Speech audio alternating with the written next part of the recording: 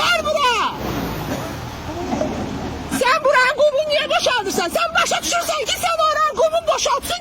Uçulur gideceği eve. Qəsdən edirsiniz siz. Görürüm ki ben gelir gazır buranı. Qəsdən edirsiniz. Niye koymursunuz insanlar rahat yaşasın evinde? Ben gelmirəm.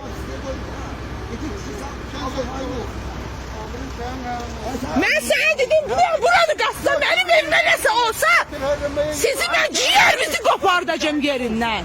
Bəstirində cəmaata zülüm elədiniz. Səhərin göz açılmamış imkan vermirsiniz cəmaat rahat yatsın.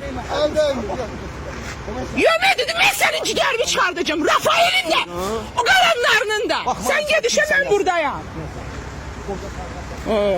Alçak hareketler edirsiniz. Bilmirik biz. Oradan işare edirsen ki gel gaz. Sonra da dersen ki ben bir şey eləmirəm.